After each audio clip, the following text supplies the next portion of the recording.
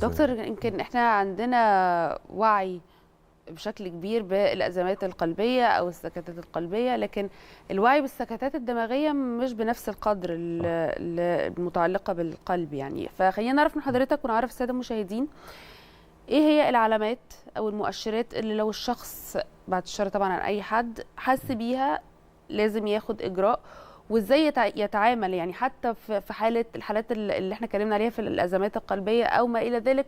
عندنا عارف زي ما حضرتك بتقول كده التبس اللي نقدر نتصرف او اسعافات اوليه او سريعه عشان نقدر ننقذ الموقف. نفس ده سؤال مهم جدا. والحقيقه احنا بنقوله برامج كتير وكثير من الزملاء بيقولوا برامج تانية، ولسه محتاجين مئات والاف البرامج علشان صوتنا يوصل لكل مواطن ولكل بيت في مصر. توعية مهمة. التوعية المجتمعية مهمة جدا جدا، والإعلام شريك رئيسي جدا فيها، بل هو الشريك الأساسي.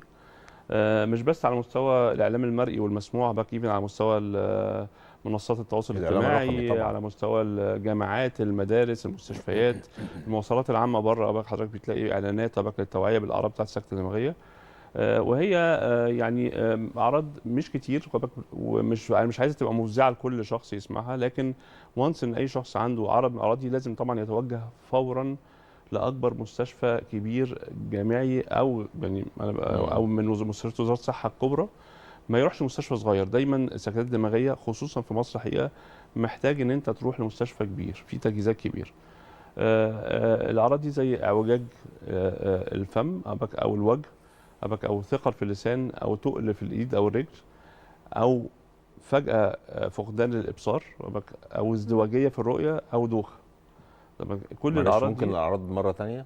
وانا استسمع حضرتك هتقول الاعراض مره اخرى، وايه الفرق ما بين الاعراض دي واعراض العصب السابع، او في نفس الاعراض تقريبا اللي هو شق متشابهه كمان مع اعراض القلب بالمناسبه. طبعا متشابهه مع اعراض كتير في القلب، ومتشابهه مع امراض ثانيه. انا مش ده اللي بقول لحضرتك، مش لازم ان كل عرض من دول معناه ان اكيد في المريض عنده سكته دماغيه. بس ده انذار كبير جدا، لازم المريض بسرعه يروح ان في مشكله كبيره يعني يطمن انه ما عندوش سكته دماغيه، وبعد كده نبقى نشوف فيه ايه. طيب. يعني زي ما حضرتك بتقول كده الاتزان ممكن يكون مشكله في الاذن الوسطى على سبيل المثال. مش كل مريض، بل بالعكس هو الاكثر شيوعا هو الاذن الوسطى. مش كل مريض عنده مشكله في الاتزان ده معناه انه عنده سكته دماغيه. لكن فقدان الاتزان المفاجئ لازم المريض يحط في اعتباره ان ده قد يكون احد اعراض السكته الدماغيه، ولازم يتوجه فورا للمستشفى. حضرتك بتقولي المريض يعمل ايه؟ المريض لازم يروح مستشفى بسرعه، ما يعملش اي حاجه ثانيه، لانه التشخيص بيعتمد ان لازم دكتور مخ واعصاب يشوفه فورا، ولازم يعمل اشعه مقطعيه فورا. فده طبعا ما ينفعش تعمل ولا في بيت ولا يروح عياده خارجيه. يعني لو لا قدر الله حد وقع فجاه في بيته، يعني التصرف هل لو في حد معاه في البيت يقدر حتى يتاكد ان هو الموضوع ملوش علاقه بالسكته الدماغيه، او يقدر يلحقه بسرعه لغايه ما يروحوا مستشفى كبيره؟ مفيش يلحقوا، يروحوا على المستشفى.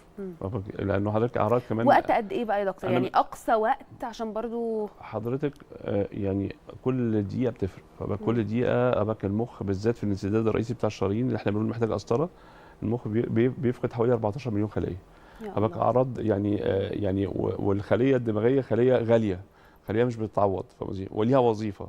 فمجرد ما انا افقد جزء من الفانكشنز او الوظائف بتاعت المخ ده هيؤدي الى اعاقه دائمه، انا مش هعرف ان انا ارجع استرجعها بسهوله.